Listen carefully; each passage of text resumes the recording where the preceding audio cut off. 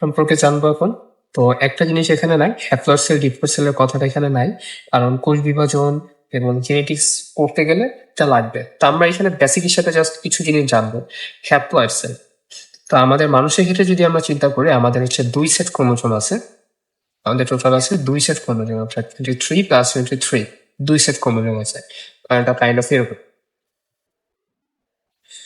যদি আমরা চিন্তা করতে চাই। আচ্ছা, এটা হচ্ছে 2 সেট ক্রোমোজোম। যাদের হচ্ছে এই 2 সেট ক্রোমোজোম থাকবে তাদেরকে বলা হচ্ছে ডিপ্লয়েড জীব। তো মানুষের 2 সেট ক্রোমোজোম থাকে দেহকোষগুলোতে, এই জন্য মানুষকে ডিপ্লয়েড জীব বলা হয়। তখন মানুষের মধ্যে এমন একটা কোষ আছে যেখানে 1 সেট ক্রোমোজোম থাকে, শুধুমাত্র একটা থাকবে। তো ওই কোষটাকে বলা হয় হ্যাপ্লয়েড সেল। তো এই হ্যাপ্লয়েড সেল কারা? তো হ্যাপ্লয়েড সেল কোনটা? এই হ্যাপ্লয়েড সেলটা হচ্ছে জার্ম সেল, অর্থাৎ শুক্রাণু বা ডিম্বাণু। শুক্রাণু বা ডিম্বাণু। তো পুরুষের ক্ষেত্রে থাকে শুক্রাণু, আর স্ত্রীদের ক্ষেত্রে থাকে ডিম্বাণু। আচ্ছা, তো এই শুক্রাণু বা ডিম্বাণুটা হচ্ছে 1 সেট ক্রোমোজোম থাকে বিধায়কে হ্যাপ্লয়েড সেল বলা হচ্ছে। Haploid cell. তো এর একটা ইম্পর্টেন্স আছে যে কেন 1 সেট হলো। এটা আমরা মায়োসিসের ক্ষেত্রে সিস কোষ বিভাজন যখন করবো তখন আমরা দেখবো যে কোষটা কি হয়, হাফ হয়ে যায়, কোষের ক্রোমোজোমটা হাফ হয়ে যায়। কেন হাফ হয়ে যায়? তো যেই কোষ হাফ হয়ে গেলে তখন দেখা যায় আমরা এটাকে ডিপ্লয়েড সেল থেকে হ্যাপ্লয়েড সেল সৃষ্টি বলতেছি। হাফটা কিন্তু এই জনন কোষের ক্ষেত্রে হয়, ডিপ্লয়েড সেল গুলাতে কিন্তু কখনো মিওসিস ঘটেও না এবং ক্রোমোজোমটা হাফও হয় না। মিওসিস ঘটে হচ্ছে জনন কোষে, জননাঙ্গের যে জনন মাতৃকোষ সেখানে ঘটে, এবং জনন মাতৃকোষে ঘটার ফলে ক্রোমোজোমটা হাফ হয়ে এরকম হ্যাপ্লয়েড জনন কোষ তৈরি হয়। তো এটা আমরা পরে বিস্তারিত দেখবো, এখন জাস্ট হালকা আমরা বেসিক রাখি যে ডিপ্লয়েড কি জিনিস আর হ্যাপ্লয়েড কি জিনিস। তাহলে আমরা এই জনন কোষ আর দেহ কোষের পার্থক্যটা আমরা বুঝতে পারবো যে জনন কোষের ক্ষেত্রে ক্রোমোজোম থাকবে 2 সেট ক্রোমোজোম, 1 সেট ক্রোমোজোম অর্থাৎ হ্যাপ্লয়েড কোষ এটা।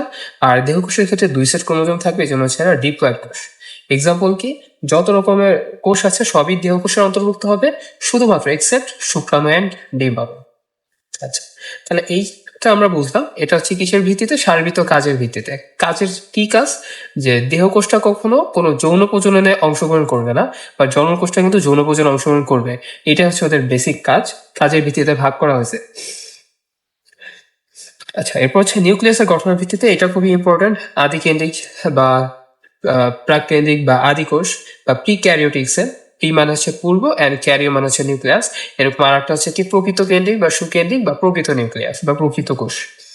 তো এই পার্থক্যটা হচ্ছে আমরা একটু বোঝার চেষ্টা করবো ভালো মতো, এবং এটা রিটেনের জন্য খুবই বেশি ইম্পর্টেন্ট। তো আদিকোষ কাদেরকে বলা হয়? যাদের আদিকোষ তাদেরকে বলা হয় যাদের নিউক্লিয়াস হচ্ছে অগঠিত। তো অগঠিত নিউক্লিয়াস বলতে কি বোঝায়? তো বেসিক্যালি একটা নিউক্লিয়াসের মধ্যে যেটা থাকে, এই চারপাশে হচ্ছে আবরণ থাকবে, নিউক্লিয়ার মেমব্রেন থাকবে, নিউক্লিওলাস থাকবে, তারপর ক্রোমাটিন ফাইবার গুলা থাকবে এর মধ্যে, নিউক্লিওপ্লাজম থাকবে। এটা হচ্ছে একটা সুগঠিত নিউক্লিয়াসের গঠন। তা সুগঠিত নিউক্লিয়াস বলতে আমরা এটাই বুঝবো। তাহলে প্রকৃত কোষের ক্ষেত্রে সুগঠিত নিউক্লিয়াসটা থাকে, অর্থাৎ এই আবরণ ঝিল্লি থাকবে, আবরণ ঝিল্লি পরিবেষ্টিত অবস্থায় ভিতরে কি কি থাকবে? এই ক্রোমোজোম বা ক্রোমাটিন তন্তু, নিউক্লিওপ্লাজম, নিউক্লিয়াস, এগুলো থাকবে, যেগুলো আমরা বললাম। আর একটা সুগঠিত নিউক্লিয়াসের গঠন সবই আছে। কিন্তু আদি কোষের ক্ষেত্রে এই কোন আবরণী ঝিল্লি, নিউক্লিওপ্লাজম, নিউক্লিয়াস নাই। কি থাকে? একটা থাকে, এই ক্রোমাটিন তন্তু বা এটা থাকে, ডিএনএ বিশিষ্ট একটা অঞ্চল থাকে। তো এটাকে নিউক্লিওয়েড বলা হয়। তো শুধুমাত্র এই অঞ্চলটাই থাকবে, তাছাড়া কোন রকমের আবরণী, নিউক্লিওপ্লাজম এবং নিউক্লিওলাস, এই তিনটা নাই। শুধুমাত্র একটা আছে, সেটা হচ্ছে এই ডিএনএ বিশিষ্ট একটা অঞ্চল। এটাকে আসলে পুরোপুরি ক্রোমোজোমে বলা যায় না, সুগঠিত ক্রোমোজোমে বলা যায় না, ডিএনএ বিশিষ্ট একটা অঞ্চল বলা যায় বেসিক্যালি। তো এই ডিএনএটা ওই কোষের যেখানে থাকে সেই অঞ্চলটাকে বলা হয় নিউক্লিওয়েড। নিউক্লিওয়েড। তো এই আদিকোষ কারা? যদি আমরা ফার্স্টে এক্সাম্পলটা দিই তাহলে হয়তো আমাদের ইমাজিন করার সুবিধা হবে। ব্যাকটেরিয়া। ব্যাকটেরিয়া হচ্ছে একটা আদিকোষ, একটা আদিবাসী প্রাণী, যেটা হচ্ছে মনেরা রাজ্যের, তাই না? ব্যাকটেরিয়া হচ্ছে মনেরা রাজ্যের। এরপর থেকে সাধারণত ফানজাই, প্রতিষ্ঠা, ফানজাই, তারপর প্ল্যান্ট অ্যানিমেলিয়া, অর্থাৎ আমরা যে রাজ্য পড়েছি ক্লাস 9-10-এ, সেগুলো সবই মোটামুটি প্রকৃত কোষের অন্তর্ভুক্ত, ওইখানের কোষগুলো। আচ্ছা, তাহলে আমরা নিউক্লিয়াসের এটা পেলাম যে নিউক্লিয়াসটা আসলে, নিউক্লিয়াসটাই বেসিক্যালি মেইন ডিফারেন্স। তো এখন হচ্ছে পরবর্তীতে নিউক্লিয়াসের মধ্যে কি থাকে? ক্রোমোজোম থাকে, এরপর ডিএনএ থাকে। তো ডিএনএ এর পার্থক্যটা কিরকম হতে পারে সেটা যদি আমরা একটু দেখার চেষ্টা করি। তো আদি কোষের ক্ষেত্রে ডিএনএটা হয় সাধারণত বৃত্তাকার, বৃত্তাকার। আর প্রকৃত কোষের ক্ষেত্রে ডিএনএটা হবে ডাবল হেলিক্স, মানে ডাবল হেলিক্স অনেকটা এরকম, কাইন্ড এরকম দ্বিসূত্রাকার। তো এখানে এটা বলা আছে ডিএনএ হচ্ছে সূত্রাকার থাকবে, বাট এখানে হবে কি বৃত্তাকার, এবং এখানে একটাই থাকবে ডিএনএ। আর প্রকৃত কোষের ক্ষেত্রে ডিএনএ একাধিক হইতে পারে। ক্লিয়ার? এর পরের লাইনগুলো আছে, এটুকু আমাদের আপাতত দরকার নেই। এরপর হচ্ছে আবরণী বেষ্টিত অঙ্গাণু। তা আবরণী বেষ্টিত অঙ্গাণু কি ব্যাকটেরিয়াতে থাকবে? থাকবে না। ওইখানে ব্যাকটেরিয়ার মধ্যে শুধুমাত্র এই ডিএনএ সমৃদ্ধ একটা অঞ্চল থাকে। একটা ব্যাকটেরিয়ার মধ্যে ডিএনএ সমৃদ্ধ আমরা একটা অঞ্চল পাবো, আর হচ্ছে দানা দানা টাইপের এরকম হচ্ছে কিছু রাইবোজোম পাবো, যারা রাইবোজোম গুলোর কাছে প্রোটিন তৈরি করা। এছাড়া আর কিছু তেমন থাকে না। কিন্তু একটা প্রকৃত কোষের মধ্যে কিন্তু অনেক কিছু থাকে, যেমন মাইটোকন্ড্রিয়া থাকে, মাইটোকন্ড্রিয়া, তারপর হচ্ছে ক্লোরোপ্লাস্ট থাকতে পারে উদ্ভিদের ক্ষেত্রে, গলজি বডি থাকতে পারে, এন্ডোপ্লাজম রেটিকুলাম থাকতে পারে, বাট এগুলো কিন্তু আমরা আদি কোষের ক্ষেত্রে দেখি না। অ্যান্ড এই যে অঙ্গাণুগুলো বললাম, এগুলো সবই কিন্তু আবরণী বিশিষ্ট অঙ্গাণু। আচ্ছা, এবার হচ্ছে রাইবোজোমও যেটা থাকে তার মধ্যে আবার ডিফারেন্স আছে। আদি কোষের রাইবোজোম এবং প্রকৃত কোষের রাইবোজোম কিন্তু সেম না। তা আদি কোষের রাইবোজোমটা কি মধ্যে দুইটাই, মানে রাইবোজোমের আমরা গঠনটা পড়লে আমরা বুঝতে পারবো। রাইবোজোম বেসিক্যালি দুইটা সাব ইউনিট দিয়ে গঠিত হয়, কাইন্ড অফ যে এরকম। তো আদি কোষের যে আর রাইবোজোমটা, সেটা হচ্ছে তার যে সাব ইউনিটটা, সেটা হচ্ছে 70S, অর্থাৎ দুইটা সাব ইউনিট মিলে হয় 50S আর 30S। এই দুইটা মিলে হচ্ছে যে 70S রাইবোজোম গঠিত হয়। আর প্রকৃত কোষের যে রাইবোজোমটা, সেটাও দুইটা সাব ইউনিট মিলে গঠিত, কিন্তু দুইটা সাব ইউনিটের একটা হচ্ছে 60S আর হচ্ছে 40S। তো এস দিয়ে কি বুঝায়, কেন দুইটা সাব ইউনিট, এগুলো আমরা রাইবোজোমের গঠনের মধ্যে আমরা হালকা পাতলা দেখবো। ওইখানে আমরা একটা ছবিও দেখবো না রাইবোজোমের দেখতে কিরকম। আপাতত আমরা জাস্ট পার্থক্যটা খেয়াল রাখবো যে আদি কোষের রাইবোজোম 70S, প্রকৃত কোষের রাইবোজোম হচ্ছে 80S। এই 60S and 40S sub unit মিলে রাইবোজোমটা হয় কি 80S। আচ্ছা, এরপর আমরা দেখবো কোষ বিভাজনটা কিরকম হতে পারে। তো আদি কোষের ক্ষেত্রে কোষ বিভাজনটা হবে অ্যামাইটোসিস প্রক্রিয়া।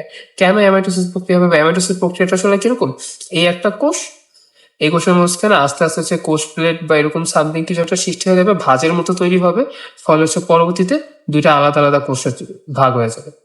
আর প্রকৃত কোষের ক্ষেত্রে কি হয়, মাইটোসিস মিওসিস এই ধরনের বিভাজন হতে পারে।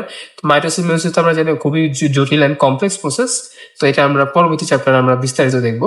এরপর হচ্ছে শ্বসনটা কিরকম হবে, যেহেতু আদি কোষের ক্ষেত্রে কি কোনো মাইটোকন্ড্রিয়া আছে? আদি কোষের ক্ষেত্রে কোনো মাইটোকন্ড্রিয়া নেই। আদি কোষের ক্ষেত্রে যেহেতু কোনো মাইটোকন্ড্রিয়া নেই, তাই এখানে কি ঘটবে, অবাধ শ্বসন ঘটবে। আর যেহেতু প্রকৃত কোষের ক্ষেত্রে মাইটোকন্ড্রিয়া আছে, তাই এখানে কি ঘটবে, সবাধ শ্বসন ঘটবে।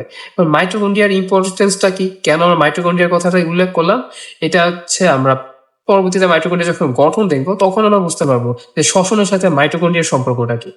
আমরা প্রথমে মনে রাখবো আদি কোনো ব্যাকটেরিয়ার ক্ষেত্রে অবাধ শ্বসন ঘটে শুধুমাত্র কারণ এখানে মাইটোকন্ড্রিয়া নেই, আর প্রকৃত কোষের ক্ষেত্রে সবাধ শ্বসন ঘটে কারণ এখানে মাইটোকন্ড্রিয়া আছে। আর বাকি যেগুলো আছে জিন, অপেরন, ট্রান্সলেশন, যে আমরা টপিকগুলো দেখতেছি, এগুলো আমাদের পরবর্তীতে আমরা দেখব।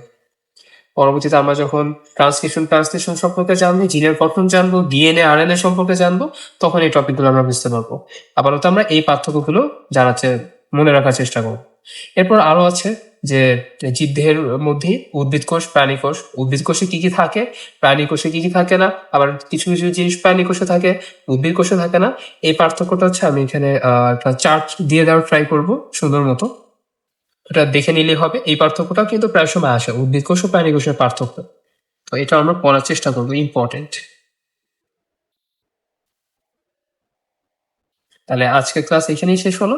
পরবর্তী নেক্সট লেকচারে আমরা কোষের যে গঠনটা আছে, গঠনের এই পুরো পার্টটা আমরা একটু হালকা বুঝার চেষ্টা করব।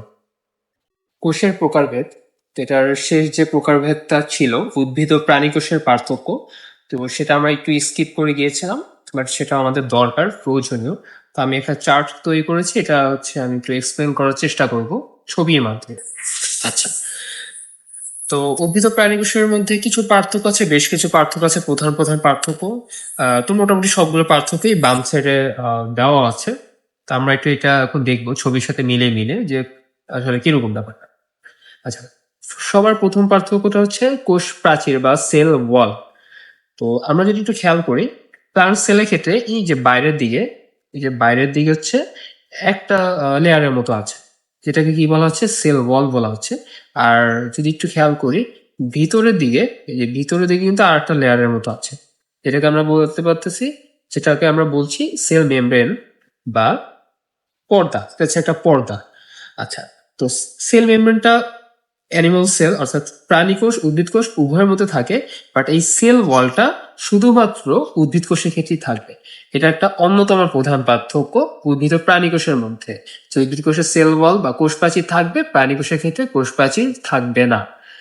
কোষ প্রাচীর, ক্লোরোপ্লাস্ট। আমরা যদি দেখি, আমরা ছোটবেলা থেকে এমনিও পড়ে আসছি যে উদ্ভিদ কোষের ক্ষেত্রে ক্লোরোপ্লাস্ট থাকে। এই ক্লোরোপ্লাস্ট থাকে বিধায় কিন্তু উদ্ভিদ কোষ সূর্যালোকের সহায়তায় খাদ্য তৈরি করতে পারে, কিন্তু প্রাণী কোষের ক্ষেত্রে কিন্তু কোনো রকমের আমরা ক্লোরোপ্লাস্ট পাচ্ছি না। তাই আমরা বলতে পারি উদ্ভিদ কোষের ক্ষেত্রে ক্লোরোপ্লাস্ট থাকে, উদ্ভিদ কোষের ক্ষেত্রে ক্লোরোপ্লাস্ট থাকে এবং প্রাণী কোষের ক্ষেত্রে কিন্তু কোনো ক্লোরোপ্লাস্ট থাকে না। হচ্ছে সেন্ট্রিওল যদি আমরা একটু দেখতে চাই, এটাও থাকে হচ্ছে বিশেষ করে প্রাণী কোষে। কোথায় সেন্ট্রিওলটা? এটা হচ্ছে সেন্ট্রিওলটা আমাদের বোঝা যাচ্ছে না। আমরা যদি একটু এইখানে দেখি যে সেন্ট্রিওলটা বেসিক্যালি হচ্ছে যে টিউব আকৃতির, এরকম 9টা টিউব আকৃতির স্ট্রাকচার থাকে, তা আমরা হালকা একটু এক্সপ্লেন করার চেষ্টা করি। এইগুলোকে সেন্ট্রিওল বলা হয়। এর চারপাশে হচ্ছে ফ্লুইডের মতো কিছু থাকতে পারে, যেগুলোকে বলা হয় সেন্ট্রোস্ফিয়ার। এন্ড টোটাল জিনিসটা হচ্ছে সেন্ট্রোস্ফিয়ার সেন্ট্রিওল সহ টোটালটাকে বলা হচ্ছে সেন্ট্রোজোম। তো এখানে আর কি তাই বলা আছে, যে এখানে ছবিতে আসলে সেন্ট্রোজোম বলতে তাই বোঝানো আছে, তো আমরা জাস্ট সেন্ট্রিওলও বলতে পারি, কোনো সমস্যা নেই। তাহলে উদ্ভিদ কোষের ক্ষেত্রে কিন্তু এই সেন্ট্রিওলটা থাকে না, প্রাণী কোষের ক্ষেত্রে সেন্ট্রিওলটা থাকে। তো উদ্ভিদ কোষের ক্ষেত্রে থাকলে অথবা থাকতে পারে, বাট ইন জেনারেলি সেন্ট্রিওল উদ্ভিদ কোষে থাকবে না, প্রাণী কোষে সেন্ট্রিওল থাকবে। এবার হচ্ছে কোষ গহ্বর। কোষ গহ্বরটা আমরা দেখতেছি উদ্ভিদ কোষের ক্ষেত্রে কোষ গহ্বরটা কিন্তু অনেক বড়।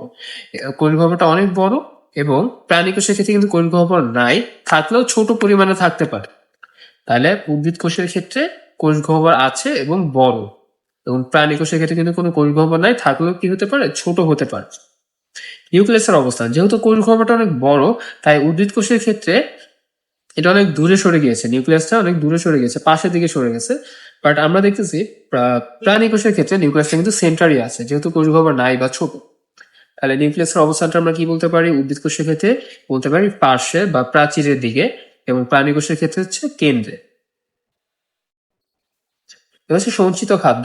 উদ্ভিদ কোষের সঞ্চিত খাদ্য হচ্ছে স্টার্চ, এটা একটু মুখস্থ রাখতে হবে আমাদের।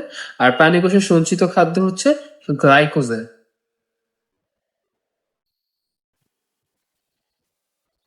এটা হচ্ছে লাইসোজোম।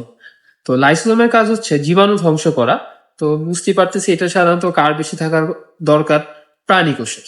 প্রাণী কোষের লাইসোজোমটা অনেক বেশি পরিমাণে থাকে, উদ্ভিদ কোষে সাধারণত থাকে না, বা থাকলেও থাকতে পারে। তাহলে লাইসোজোমটা উদ্ভিদ কোষে সাধারণত থাকে না, আর প্রাণী কোষে থাকে এবং ভালো পরিমাণে থাকে বলা যায়। আকৃতি, উদ্ভিদ কোষের পাশে তো আমরা দেখলামই যে শক্ত একটা দেয়াল আছে, তাই না? কোষ প্রাচীর যেটাকে আমরা বলতেছি, একটা দেয়ালের মতো একটা শক্ত আছে। সেও কি চাইলে ওর আকৃতি চেঞ্জ করতে পারবে? পারবে না। বাট প্রাণী কোষের ক্ষেত্রে কিন্তু পাশে কোনো শক্ত দেয়ালের মতো কিছু নাই, যা শুধুমাত্র একটা পাতলা পর্দা আছে। তো চাইলে কিন্তু ওর আকৃতি প্রয়োজন অনুপাতে চেঞ্জ করতে পারবে। আমরা যদি আকৃতির কথা বলি, উদ্ভিদ কোষের ক্ষেত্রে আকৃতি চেঞ্জ হয় না সাধারণত, এবং প্রাণী কোষের ক্ষেত্রে সাধারণত আকৃতি চেঞ্জ করতে পারে। আরেকটা পার্থক্য হচ্ছে ফ্লাজেলা বা সিলিয়া। উদ্ভিদ কোষের ক্ষেত্রে সাধারণত যে জনন কোষ অর্থাৎ শুক্রাণু, তার ক্ষেত্রে সিলিয়া থাকতে পারে, অন্যান্য কোষে সাধারণত সিলিয়া থাকে না। বাট প্রাণী কোষের ক্ষেত্রে দেখা যায় জনন কোষ ছাড়াও অন্যান্য কোষেও সিলিয়া থাকতে পারে।